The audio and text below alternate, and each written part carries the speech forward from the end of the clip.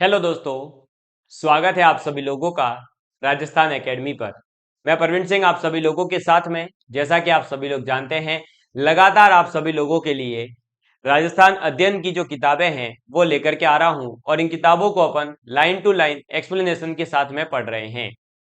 आप लोगों ने, मुझे उम्मीद है, कक्षा 9 की जो प्लेलिस्ट है जिसके अंतर्गत कक्षा 9 की राजस्थान अध्ययन मैंने कंप्लीट करवाई है वो देख ली होगी। यदि नहीं देखी है तो आज ही प्लेलिस्ट के ऑप्शन में जाइए और पहले जो है कक्षा 9 की जो किताब है उसे आप पूरा कंप्लीट करिए। उसके बाद कक्षा 10 पर आइएगा। कक्षा 10 के अंदर पहले आप राज प्रमुख वाला जो पूरा टॉपिक पढ़वाया गया है, जो प्रमुख राजा राजवंश हुए, उनके जो जो राजा हुए, महाराजा हुए, उनके बारे में बताया। उसके बाद में अपन ने राजस्थान के लोक देवता और संतों के बारे में पढ़ना शुरू किया था और जिसके अंतर्गत लोक देवताओं को पढ़ने के बाद संतों के बारे में पढ़ा और आज भी अपन जो है कुछ विशेष संतों के बारे में बात करेंगे।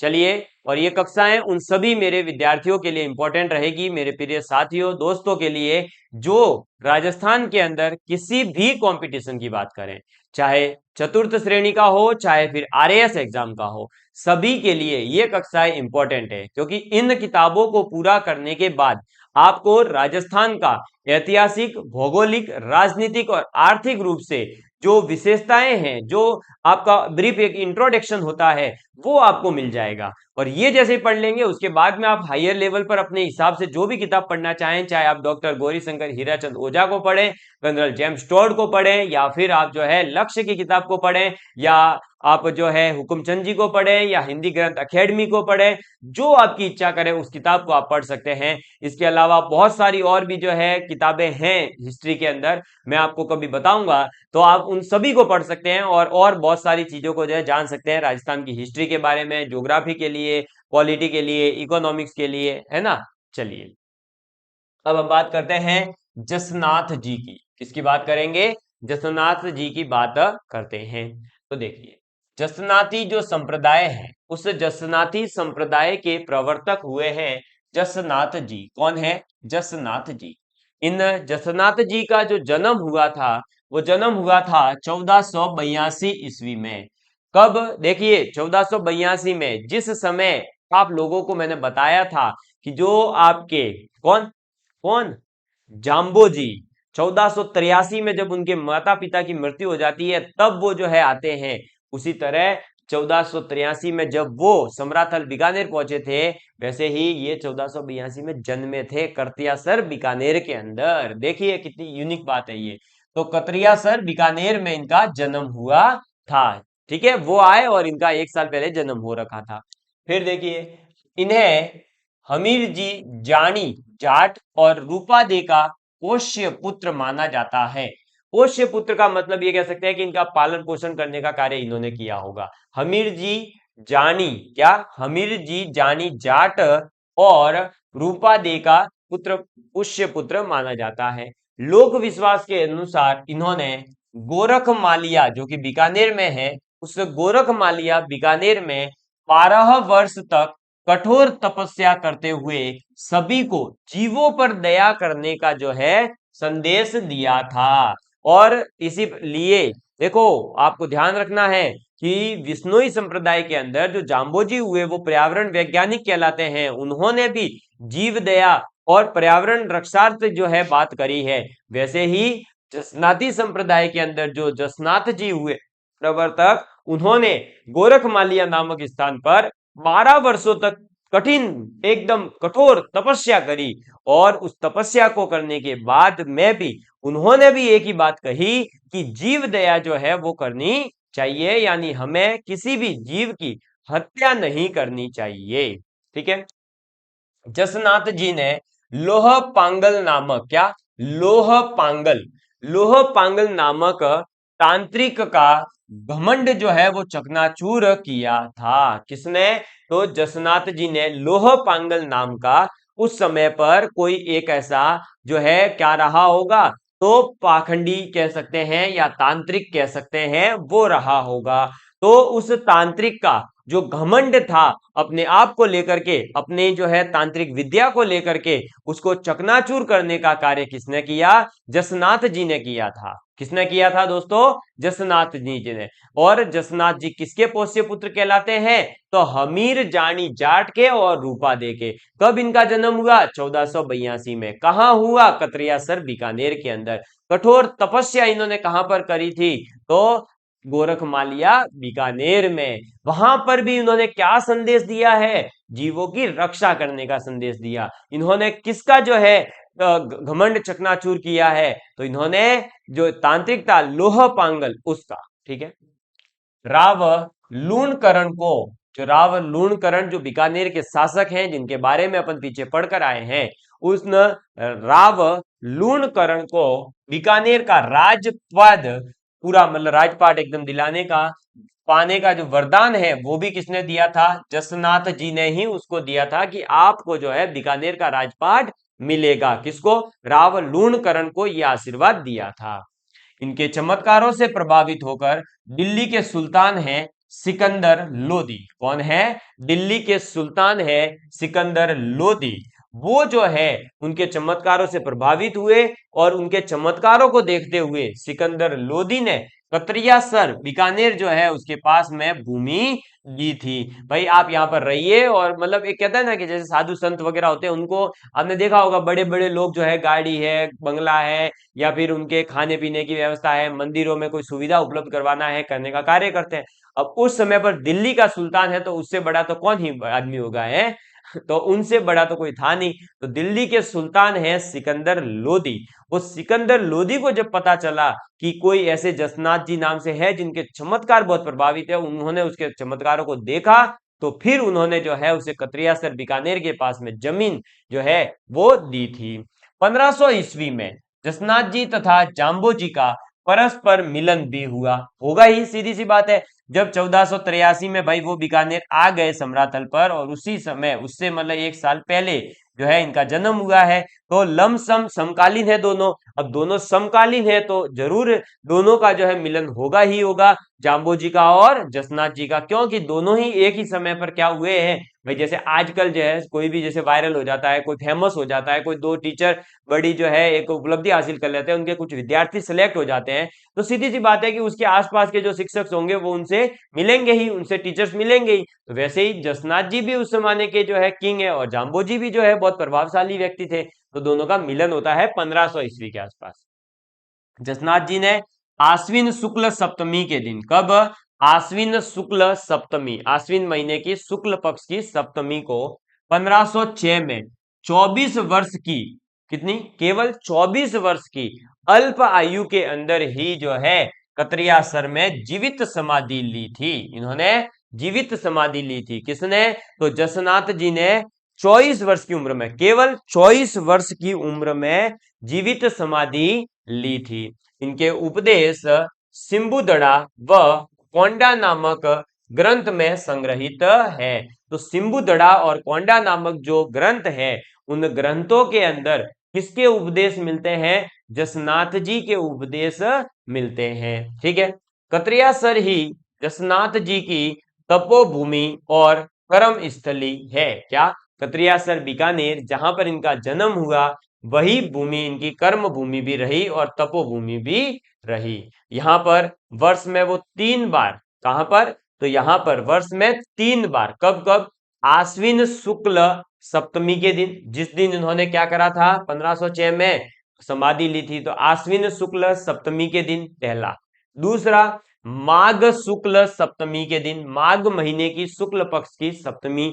और तीसरा, चैत्र महीने की शुक्ल सप्तमी, यानी शुक्ल पक्ष की सप्तमी, 3 महीनों की, आश्विन, माघ और चैत्र। ठीक है। आश्विन, माघ और चैत्र। ठीक है। अमत्र ऐसे याद रखो या अमच्य याद रखो। देखो, आश्विन, ठीक है, ट्रिक बनाने की कोशिश करते हैं, माघ, चैत्र, ठीक है, और शुक्ल सप्तमी, शुक्ल सप्तमी। तो ऐसे याद रखो, आमाचे, क्या? आमाचे, आमाचे शुक्ल सप्तमी, आमाचे शुक्ल सप्तमी। तो आम आएंगे, आम आचे, क्या? आमाचे, आम आचे, कब? शुक्ल सप्तमी के दिन। ऐसे आप जो है ये ट्रिक बनाकर ऐसे याद रख सकते हो। आमाचे, आश्विन शुक्ल सप्तमी, माघ शुक्ल सप्तमी, चैत्र शुक्ल सप्तमी। आमाचे शुक्ल सप्तमी, आमाचे शुक्ल सप्तमी 3 बार जो है विशाल मेले लगते हैं। कहां पर? कतरियासर के अंदर। कहां पर? कतरियासर के अंदर। किसकी याद में? जसनाथ जी की याद में। ठीक है, कतरियासर बीकानेर के अंदर आमाचे शुक्ल सप्तमी को मेले भरते हैं जसनाथ जी के याद में। ठीक, चलो इसी के साथ जसनाथ जी आपके यहां पर जो है कंप्लीट हुए। आगे बढ़ते हैं। नेक्स्ट हमारे पास में आते हैं लालदास। कौन आते हैं? लालदास। किसकी बात करेंगे? लालदास जी की बात करेंगे। लालदास जी जो है वो लालदासी संप्रदाय हुआ है, उस संप्रदाय के प्रवर्तक है लालदास जी। उनका जन्म मेवात प्रदेश, मेवात कौन सा? अलवर को कहते हैं, तो अलवर के ढोली दूब गांव में। कब? तो देखो भाई, पहले तो ये याद रखो कि लालदासी संप्रदाय के प्रवर्तक कौन? लालदास। पहली चीज ये भी पूछा जाता है। दूसरा, इनका जन्म कहां पर? मेवात प्रदेश में। मेवात प्रदेश मतलब वर्तमान का अलवर जिले के आसपास का एरिया। ठीक है, का धोली दूब गांव है, वहां पर श्रावण महीने के अंदर। कब? श्रावण महीने के अंदर कृष्ण पंचमी को 1504 ईस्वी में हुआ था। तो लालदास जी का जन्म मेवात क्षेत्र यानी अलवर में जो है 1504 के अंदर श्रावण महीने के कृष्ण पक्ष की पंचमी को हुआ था। इनके पिता का नाम था चांदमल और माता का नाम था समदा। क्या था? समदा। लालदास जी ने तिजारा के फकीर, तिजारा के कौन है? फकीर गदन चिश्ती। कौन? गदन चिश्ती। तो लालदास जी ने तिजारा के एक फकीर हैं गदन चिश्ती, उनसे दीक्षित होकर के उन्हीं की प्रेरणा स्वरूप जो है दोली दूब छोड़ा। क्या? जहां पर उनका जन्म हुआ था ना, दोली दूब, उस दोली दूब गांव को तो छोड़ा और छोड़ करके बांदोली ग्राम, कहां पर? बांदोली ग्राम में जो है सिंहशिला पहाड़ पर कुटिया बना ली थी। तो धोलीदूब जो गांव था, उस धोलीदूब गांव को छोड़ा और उसको छोड़ करके बांदोली ग्राम के अंदर, यानी एक और आस में कोई गांव होगा बांदोली, उस बांदोली के अंदर जो है सिंहशिला पर, तो ये नाम याद रखना, सिंहशिला यानी एक पहाड़ था जहां पर एक शिला है जिसका नाम इन्होंने रखा सिंहशिला। उस, हो सकता है कि जैसे माउंट आबू के अंदर जो है आपने देखा टॉर्ट रॉक है, टॉर्ट रॉक मतलब कि आपका जो है वो देखा हो तो आपने टॉर्ट जैसी दिखती है इस कारण, इसी प्रकार से आपने वहां पर जो है हो सकता है शेर जैसे आकृति दिख रही हो, मुंह उसके जैसा दिख रहा हो, तो इसलिए सिंहशिला नाम रखा हो। उस सिंहशिला पर कुटिया बना ली थी। किसने? लालदास जी ने। मेवात क्षेत्र में जो फैली हुई धार्मिक और सामाजिक कुरीतियां थी, उनको दूर करने हेतु लालदास जी ने नैतिक शुद्धता पर जो है बल दिया। किस पर? नैतिक शुद्धता पर बल किसने दिया था? लालदास जी ने दिया। संत लालदास ने हिंदू और मुस्लिम दोनों धर्मों की अच्छाइयों को जो है अपनाने का उपदेश दिया है। तो हिंदू मुस्लिम दोनों धर्मों की जो अच्छाइयां हैं, यानी जो गुड क्वालिटीज हैं, उनको अपनाइए, ऐसा कौन कहते हैं? लालदास जी कहते हैं। इनका मानना था कि ईश्वर व अल्लाह एक है, जो दूसरों को कष्ट पहुंचाता है स्वयं उसका जीवन कष्ट में ही हो जाता है। मेव मुसलमान लालदास जी को पीर मानते हैं। तो ये भी ध्यान रखें कि मेव मुसलमान जो है वो लालदास जी जो संत हुए हैं उनको पीर मानते हैं। ठीक है, तो ये भी ध्यान रखें कि लालदास जी एक सांप्रदायिक सद्भावना का क्या है? प्रतीक भी कह सकते हैं। क्यों? क्योंकि इन्होंने जो है देखो सांप्रदायिकता को बढ़ावा दिया। इन्होंने कहा है कि सभी धर्म जो है एक जैसे हैं। इन्होंने कहा है कि हिंदू और मुस्लिम दोनों की जो अच्छाइयां हैं उनको अपनाइए। और जो है इन्होंने क्या करा था? ईश्वर और अल्लाह को एक ही माना। इनका कहना है कि जो दूसरों को कष्ट देता है वो खुद का जीवन कष्ट में ही बनाता है। लालदास जी की चेतावनियां, क्या? लालदास जी की चेतावनियां के नाम से एक मुख्य काव्य ग्रंथ भी है। नगला में 1648 ईस्वी में, कब? नगला के अंदर 1648 ईस्वी में 108 वर्ष की दीर्घ आयु में इनका निधन हुआ। इनकी समाधि शेरपुर का, शेरपुर में है, जहां पर आश्विन माह की एकादशी के दिन और माघ पूर्णिमा के दिन मेला लगता है। तो आश्विन महीने की और माघ महीने की जो आश्विन महीने की तो एकादशी और माघ महीने की पूर्णिमा 2 बार जो है मेला भरता है। कहां पर? शेरपुर में, जहां पर इन्होंने जो है अपने प्राणों को त्यागा था 108 वर्ष की एक दीर्घ आयु के अंदर 1648 ईस्वी के अंदर 1648 के अंदर। क्लियर? चलिए, तो ये है लालदास जी जिसके बारे में अपन ने समझा। लालदास जी के बाद में आते हैं संत हरिदास। कौन आते हैं? संत हरिदास। अब संत हरिदास जी की अगर मैं बात करूं, एक सेकेंड, एक सेकेंड, ओके, चेक कर लेता हूं, एक सेकेंड। ठीक है। संत हरिदास, संत हरिदास जी जो है वो निरंजनी संप्रदाय, कौन सा? निरंजनी संप्रदाय के संस्थापक हैं संत हरिदास जी। ठीक है, निरंजनी संप्रदाय के संस्थापक कौन है? हरिदास जी। हरिदास जी ने का जन्म डिडवाना तहसील के अंदर कापडोद गांव था। कौन सा? कापडोद। और डिडवाना कहां पर है आपको पता ही है। ठीक है, गांव में 1455 में, कब? 1455 में इनका जन्म हुआ। इनका मूल नाम हरि सिंह सांखला था। क्या नाम था इनका? पूरा नाम यानी वास्तविक नाम जो था हरिदास जी नहीं था, हरि सिंह सांखला इनका नाम हुआ करता था। प्रारंभ में ये लूट मार करना इनका पेशा था, लेकिन जैसे वाल्मीकि जी को बाद में जो है ज्ञान प्राप्त हुआ और उन्होंने रामायण लिख डाली, उसी प्रकार से जो है हरिदास जी जो पहले लूट मार करते थे, बाद में इनको जो है एक सन्यासी के उपदेश मिले और उससे इनका जीवन बदल गया। फिर इन्होंने 1513 ईस्वी में बोध यानी कि ज्ञान की जो है प्राप्ति कर ली। कब? 1513 ईस्वी के अंदर जो हरिदास जी थे, जो हरि सिंह सांखला थे, उनको ज्ञान प्राप्त हुआ और उनका नाम फिर वहां से हरिदास रख लिया इन्होंने। इन्होंने निर्गुण भक्ति जो होती है उस पर जोर दिया और कुरीतियों का विरोध किया। ठीक है, इन्होंने निरंजनी संप्रदाय प्रारंभ किया और इस संप्रदाय में जो परमात्मा है उनको अलख निरंजन, ठीक है, अलख निरंजन या हरि निरंजन, क्या? अलख निरंजन या हरि निरंजन कहा जाता है। संत हरिदास के आध्यात्मिक विचार मंत्र राज प्रकाश और हरि पुरुष की वाणी नामक ग्रंथों के अंदर जो है आज भी संकलित है। डिडवाना के अंदर ही 1543 ईस्वी में इनका देहांत हो जाता है। किनका? संत हरिदास जी का। समझ में आ गई बात? तो संत हरिदास जी का जन्म डिडवाना कापड़ोद गांव के अंदर हुआ। पहले इनका नाम हरि सिंह सांखला था, लूटमार करते थे, बाद में इनको ज्ञान प्राप्त हुआ 1513 में। फिर इन्होंने जो है निर्गुण भक्ति पर जोर दिया और इन्होंने जो है कुछ इनके जो ग्रंथ हैं जैसे कि हरि पुरुष की वाणी, राज प्रकाश, इस प्रकार के उसके अंदर संकलित हैं आज भी। ठीक है, और इस संप्रदाय के जो परमात्मा है उनको अलख निरंजन या हरि निरंजन के नाम से जाना जाता है। ठीक, चलो इसके बाद में हमारे पास में आते हैं दादू दयाल जी। ठीक है, कौन आते हैं? दादू दयाल जी के बारे में बात करेंगे।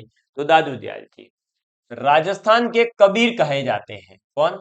दादू दयाल जी। कबीर जो थे वो बहुत ही फेमस है, आप लोग जानते ही हैं। तो कबीर, राजस्थान के कबीर किसको कहा जाता है? तो दादू दयाल जी को राजस्थान के कबीर कहा जाता है। और दादू दयाल जी का जन्म अहमदाबाद गुजरात में फाल्गुन शुक्ल अष्टमी को, कब?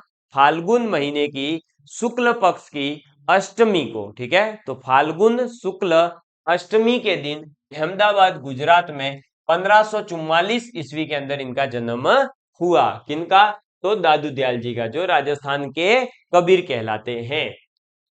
बुड्ढन, जो कि वृद्धानंद जो है नामक संत थे, बुड्ढन, ठीक है, बुड्ढन, ठीक है, बुड्ढन, ठीक है, बुड्ढन ऐसे लिखा हुआ है, बुड्ढन या फिर वृद्धानंद जी कहा जाता था। इस नामक के संत हुए, उनसे जो है दीक्षा ग्रहण करी और दादू ने फिर 1568 के अंदर, कब? 1568 में जो है सांबर आकर के रहने लगे और दुनिया का कार्य आरंभ कर दिया। और यहीं से फिर दादू दयाल जी कहलाए बाद में, उन्होंने अपने उपदेश देना भी प्रारंभ किया। 1575 ईस्वी में दादू अपने 25 शिष्यों के साथ में आमेर चले गए। पहले सांबर थे, सांबर से आमेर चले जाते हैं 25 शिष्यों के साथ, और जहां पर ये अगले 14 वर्षों तक जो है निवास करते हैं। दादू ने 1585 ईस्वी में मुगल सम्राट अकबर से भेंट करने हेतु फतेहपुर सीकरी की यात्रा भी की थी। ठीक है, तो ये ध्यान रखना, दादू दयाल जी की जो है अकबर से भेंट होती है फतेहपुर सीकरी, वो वहां जाते हैं। ठीक है, दादू तत्कालीन ढूंढाड़ और मारवाड़ राज्यों में यात्रा करते और उपदेश देते हुए 1602 ईस्वी में फुलेरा के समीपवर्ती ग्राम नारायणा, और फुलेरा आपको पता ही होगा, फुलेरा पंचायत है ना, वेब सीरीज देख ही रखी होगी आप सभी लोगों ने, तो और आपको पता ही होगा। ठीक है, चलिए एक सेकंड में एक चीज देख लेता हूँ, रिकॉर्डिंग प्रॉपर हो रही है।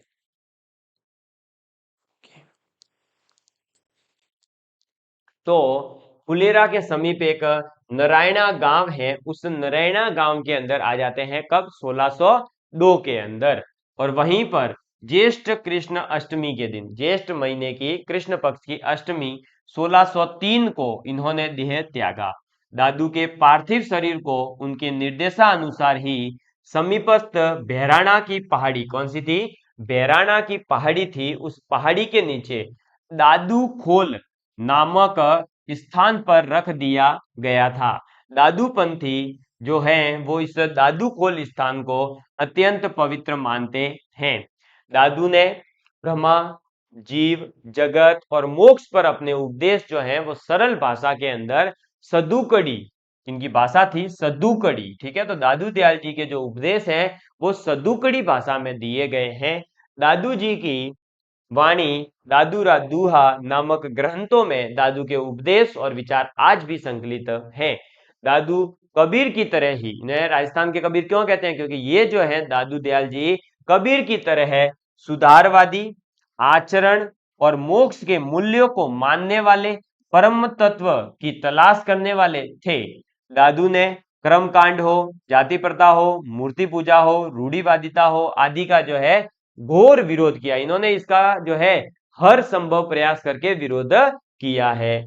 गरीब दास, मिस्किन दास और सुंदर दास, बखान जी, रज्जब, माधोदास आदि दादू के पवित्र शिष्य थे। तो इनके शिष्यों के नाम भी जरूर याद रखें, गरीबदास, मिस्किन दास, सुंदर दास, बखान जी, रज्जब, माधोदास आदि जो है दादू दयाल के क्या थे, प्रसिद्ध शिष्य हुए हैं। इसी के साथ राजस्थान के कबीर कहे जाने वाले संत दादू दयाल जी की जो है यहीं पर अपन ने बातें समझी, और यही चीज जो है यहीं पर कंप्लीट होती है। तो दादू दयाल जी के बाद में आगे के संत और संतों के अंदर लोक देवता बाकी रह गए होंगे, तो वो लोक देवियां वगैरह इनके बारे में अपन आगे बात करेंगे। अभी काफी बिजी शेड्यूल हो जाने के बावजूद भी मैं आप सभी लोगों के लिए प्रयास कर रहा हूं कि आप लोगों की क्लासें रेगुलर आती रहे, तो आप लोग भी प्रयास करें कि अपने दोस्तों के साथ में क्लासेस शेयर करते रहे, ताकि मुझे मोटिवेशन मिले, और अगर मुझे मोटिवेशन मिलेगा तो मैं निश्चित रूप से ही आप लोगों के लिए कक्षाएं जो है रेगुलर लाने का पूरा प्रयास करूंगा। और वैसे हम पूरी कोशिश कर रहे हैं कि आप तक हर संभव तरीके से जो है क्लास पहुंचे। धन्यवाद, जय हिंद, जय भारत।